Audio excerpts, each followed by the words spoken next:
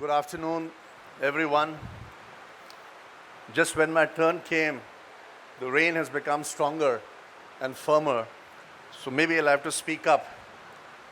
First and foremost, Honorable Shri Kamal Ji, Member of Parliament, Chairman of the Board of Governors, IMT Nagpur, Director, IMT Dr. Bhattacharya, distinguished Board of Governors, distinguished faculty, esteemed guests, respected parents, grandparents, my dear graduating students, members of the media, young ladies and gentlemen. It's indeed a real pleasure for me to address this 11th Convocation of IMT Nagpur, and I must first and foremost extend my heartfelt congratulations to each of the 300 graduating students. My warmest congratulations to all of you. As the Honorable President of IMT said a few minutes ago, that this is a result of a culmination of your sheer hard work and the outstanding and exceptional efforts over the last couple of years. And now you can savor this moment before preparing not just for the next big challenge, but for the opportunity that is waiting for you. I would also like to compliment the faculty and administration who have led Dr. Bhattacharya's efforts first in Ghaziabad and now for the last few years in Nagpur by producing some of the most innovative and entrepreneurial and finest young managers that you can find in the country. And most of all, what I really appreciate in the vision that Shri Kamal Ji highlighted, conceived by his father and championed by him for many decades now, is that technology was embedded in IMT way back in 1980 when the very first IMT was established in Ghaziabad. So I must foremost highlight that the special focus on entrepreneurship, on leadership, on innovation and creativity, dovetailed, accompanied by great ethics, superb excellence, corporate and operational excellence, and naturally resulting in great thought leadership. This is not a surprise. My first visit here, but I was expecting this. Not as wonderful, but I was expecting this.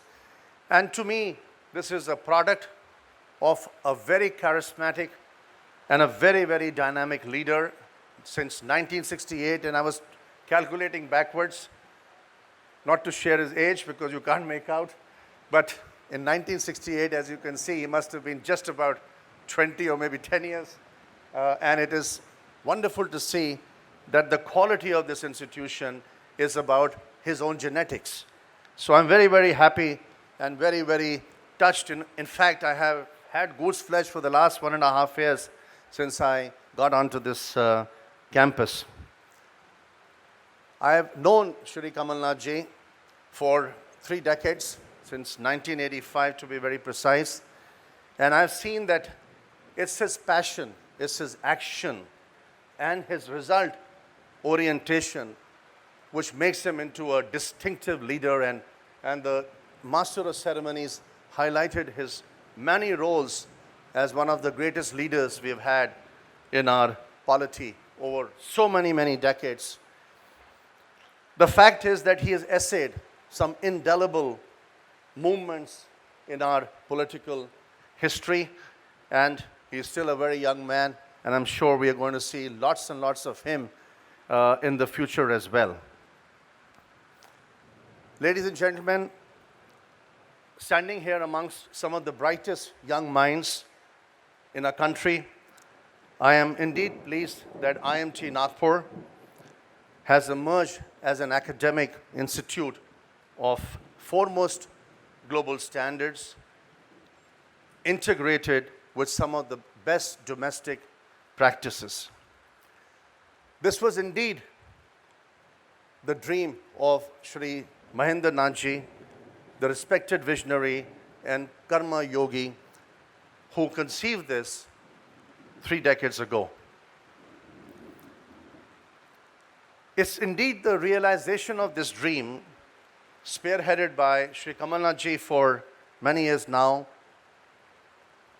and therefore we must continue to ensure a seamless integration of education, research, and innovation. And I can think of an example like the Cambridge University, which amazingly has produced 80 Nobel laureates, as well as has provided the platform for over 15,000 startups, in addition to creating over 500,000 jobs over a fairly longish period of time. And to me, when I come here, it's a similar feeling.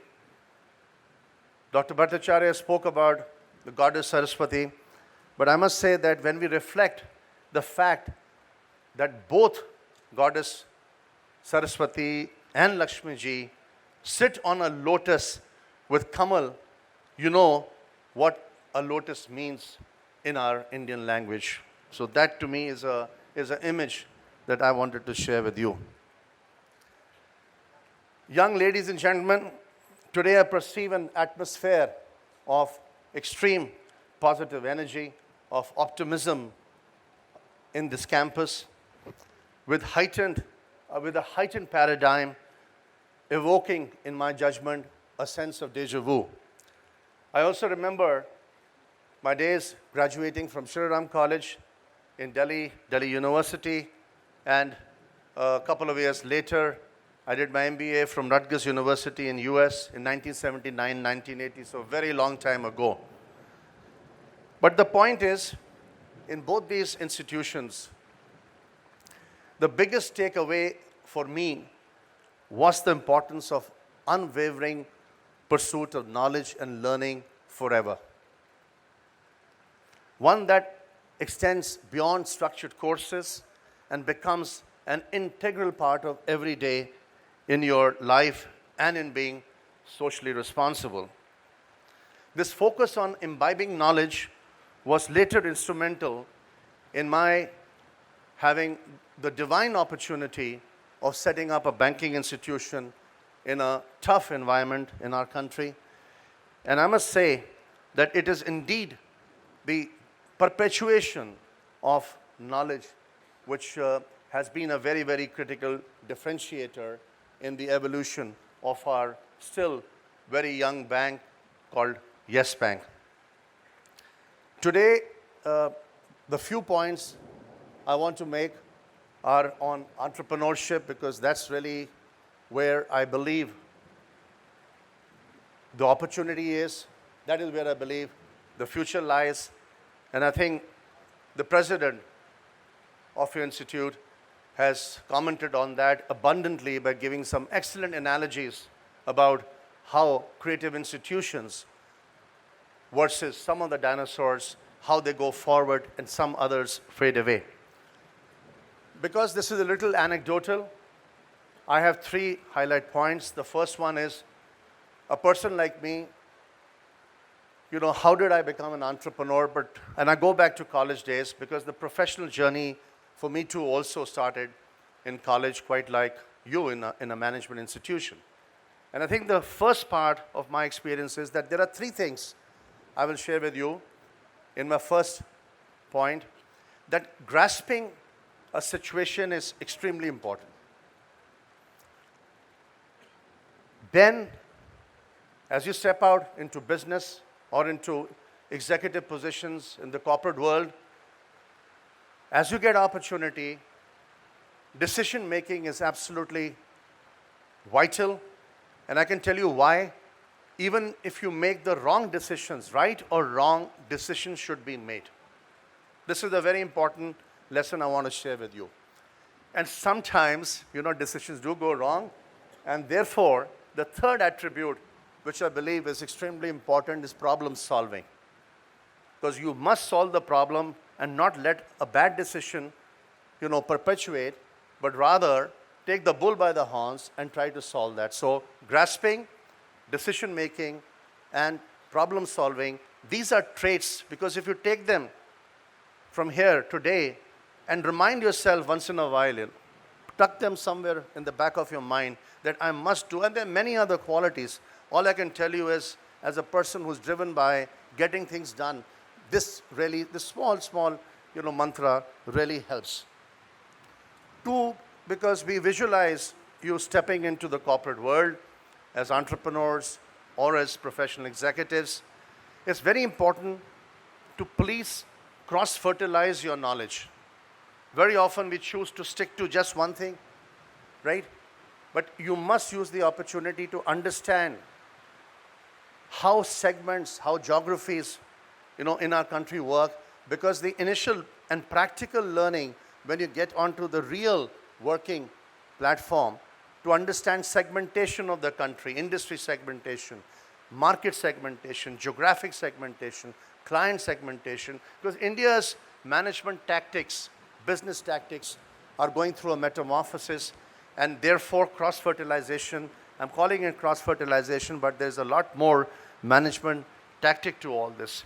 I've been a little fortunate because I look at the bank, and I've been in banking 36 years, because a bank is a basket as well as a barometer of the economy.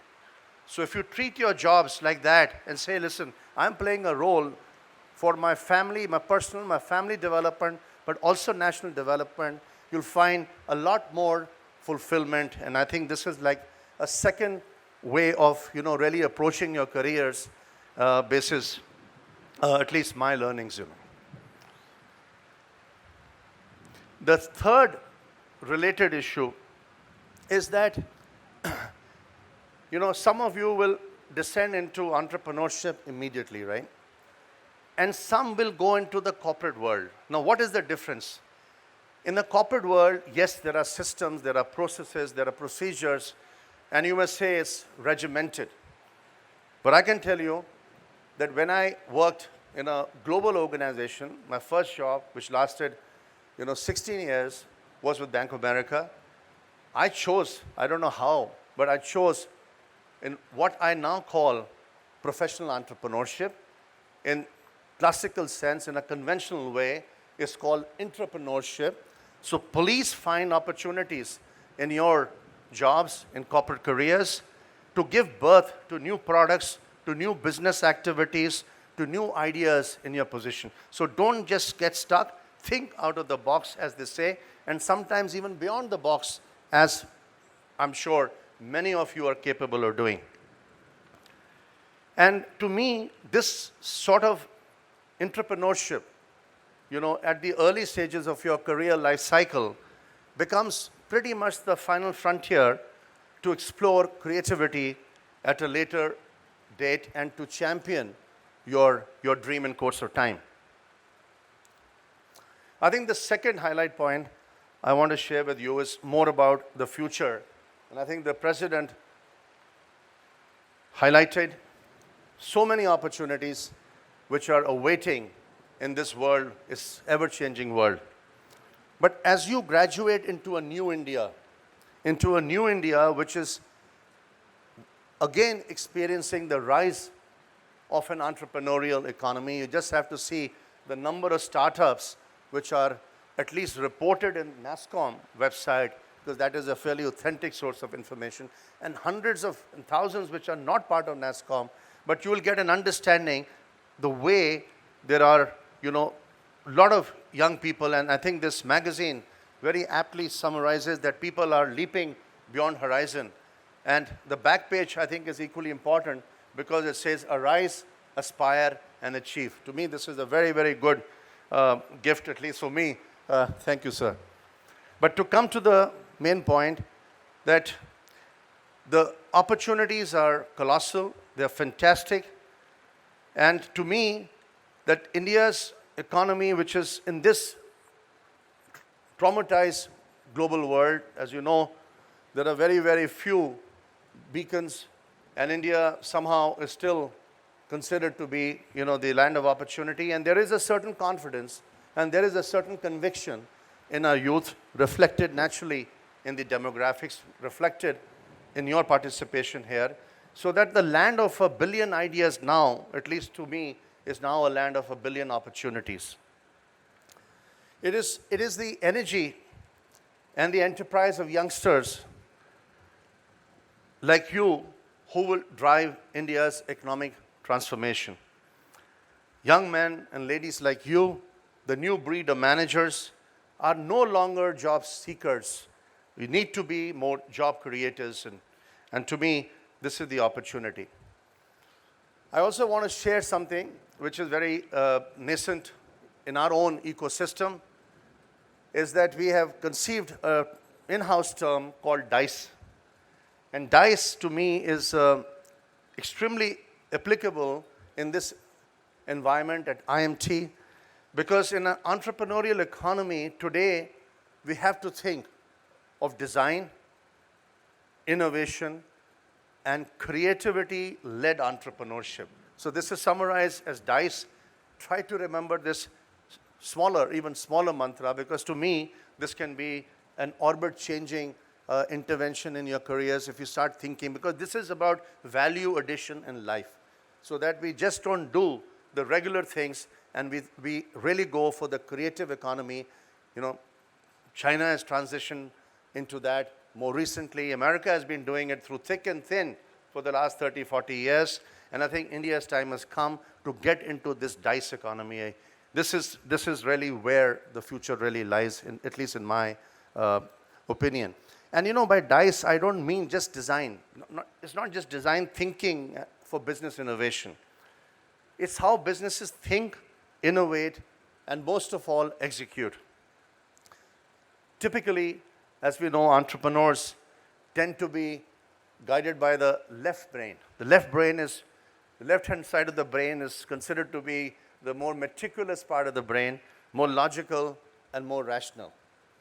However, what we are seeing is a new trend where entrepreneurial decisions are being driven by more the right brain thinking, which is the power of creativity which is being unleashed.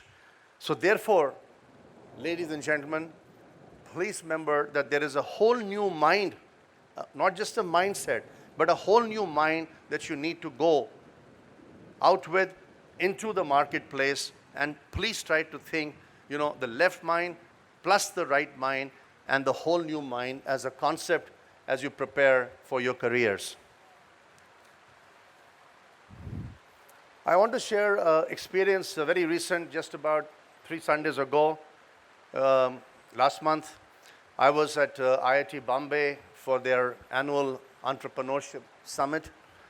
And I must say that quite like what I'm feeling here, that students were highly motivated. The ideas, and I heard many of them, I sat through a lot of presentations, the clarity of ideas and the laser focus on actualization of the ideas, as well as with the faculty mentoring them, to me was a very, very good experience. And it's the first time in 24 years I went to IIT Bombay. First time I've come here, and I can sense the same, genetic play here as well. Young ladies and gentlemen, this is not very different from what happened in the Silicon Valley about 30, 40 years ago. And you can see that even in a traumatized global economy, that Silicon Valley is a shining star. I think India, the campuses like this, IMT Nagpur, in its own way is a hub of future Silicon Valley. And I think these are the sorts of thoughts and positive ideas with which you should proceed in the marketplace. As we all know that India's youth, represented by you, bright young minds, in this convocation hall today, are looking to build enterprises, create jobs, which will redefine the way business is done in our country. In our assessment, we had done a report on entrepreneurship recently that while the last 70 years have created 60 or 70 maybe billionaires in India, that literally the next 10 years, if not the next 5 years, there's also a view that it could happen in the next 5 years, that at least 50 to 75 billionaires should be created in our country. And naturally, many, many, many more millionaires in the process. However, what is even more important is that they will produce, hopefully, millions of jobs and employment opportunities in e-commerce, in financial services, which is my business, in technology-driven enterprises, which will radically change the way we work today. And I think Shri Kamalnath ji highlighted some of the skill sets required to really make a success in the future.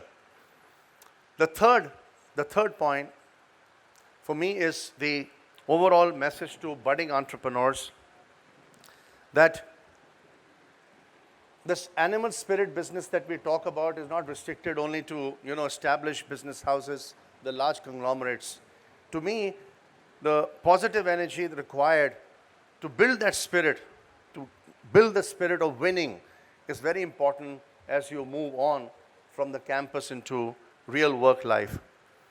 And I think it's very important that this be accompanied by shared determination, by shared perseverance, with a focus, no matter how long it takes. And this, to me, is a very important, because there is no expiry date as such to entrepreneurship. I remember, going a couple of times, but the first time I went to Epcot Center, which is one of my favorite places in Disney World in Orlando, the moment I entered there with my wife and 3 daughters, there was a saying there, if you can dream it, you can do it. I promise you that in my own, fairly persistent way, as a caring parent, I hope, I've been trying to, in a way, embed this in my 3 daughters. And I'm very happy, after a good educational background, all 3 of them are struggling. I promise you, struggling. But all 3 girls are aspiring to be women entrepreneurs. I'm very, very happy. I don't tell them that, but the academic background, really, and to me, this is my most important report card. And I'll be very happy that, one day after the struggle is over, but there is no end to struggle, as was said earlier, that they must experience entrepreneurship. Today, if you can dream it, I can do it. In a management parlance, I've tried to make it simpler, that any task, any assignment, any role, any job, any career you pursue, try to take a simple statement like visualize what you're doing. Try to visualize. I think visualization really, really helps. The next thing is naturally to convert that visual into a strategy. And then the most important thing is, because vision and strategy are easier, is how to really actualize. How to actualize. And to me, actualization needs very, very careful thinking on methodology. So, yes, vision, important, strategy, equally important, but the 90% factor is really actualization, which is really where the real proof of the pudding is. And if you make a certain graph in your life that, I'm going to spend so much time in my career on the execution, on the actualization process, believe you me, it really helps. I've done this when I was a paid executive for almost 18 years with Bank of America and ANZ. And then, about 18 years ago in 1998, I took my first baby step to become an entrepreneur in a minority capacity.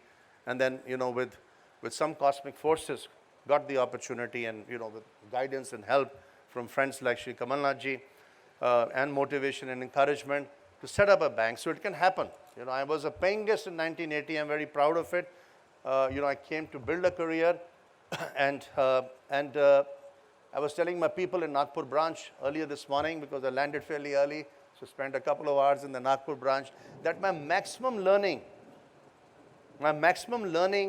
has been in the last year, calendar year 2015, and I'm turning 60 next year. And I can tell you, in this maximum learning curve, the digitization of the economy and the role of banks, mobility, the convergence, the IoT example that was given.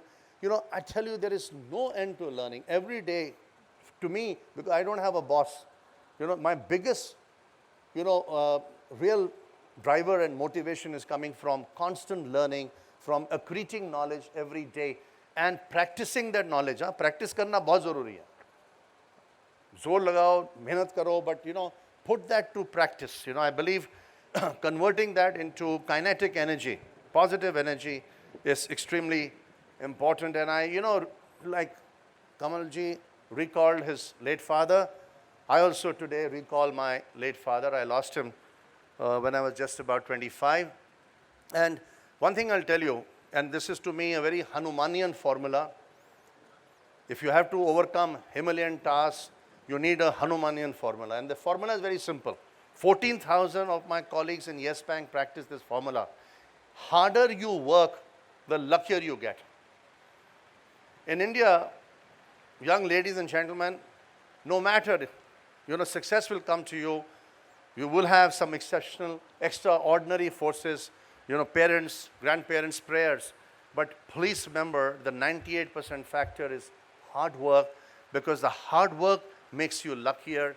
And then Bajrang Bali will come along with you to help you to unleash your dreams, to actualize your own ideas.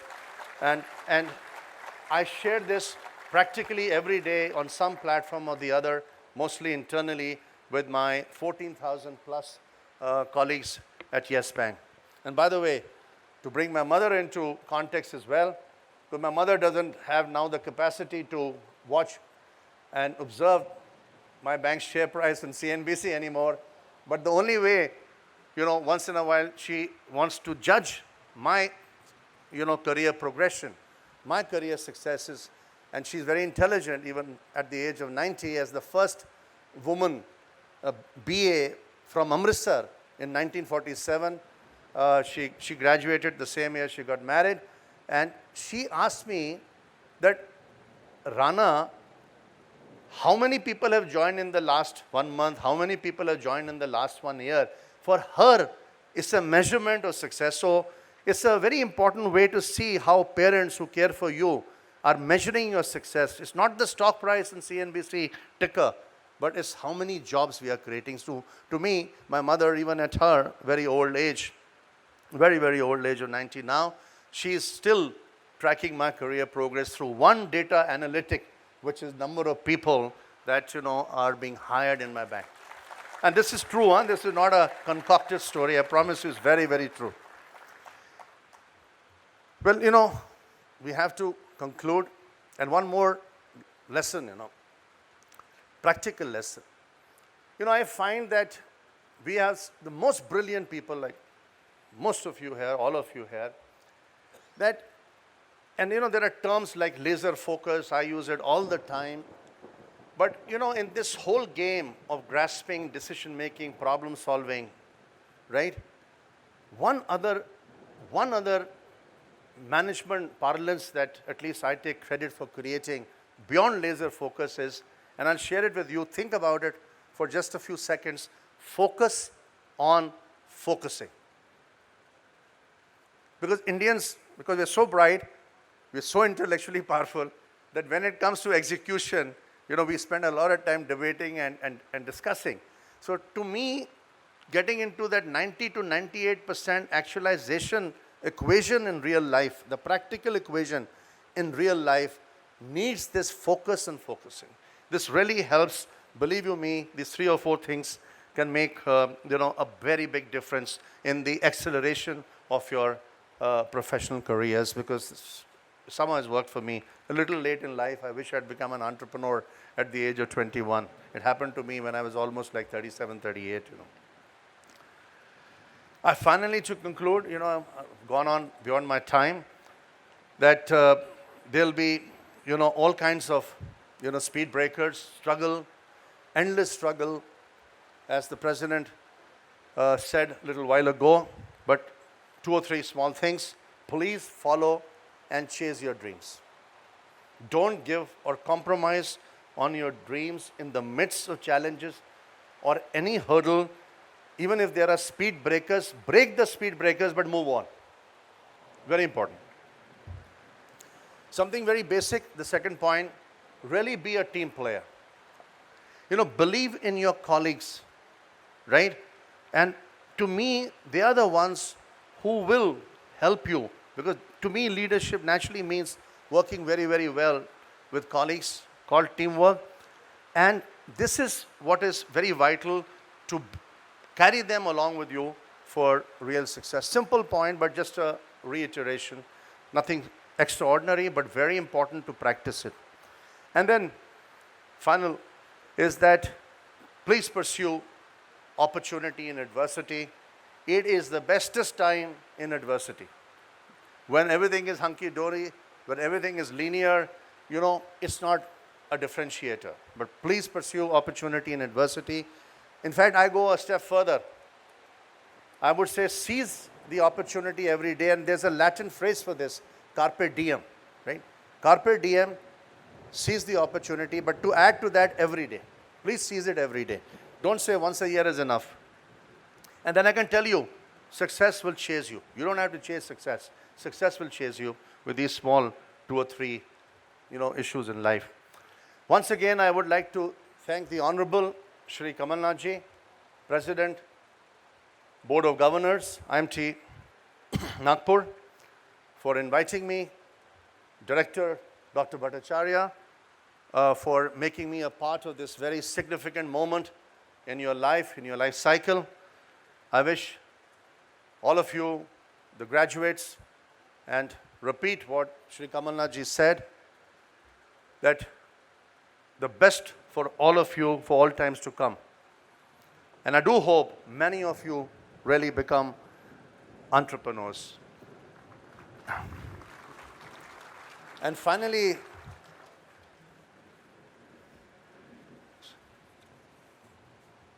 be bold, go for gold. Thank you very much.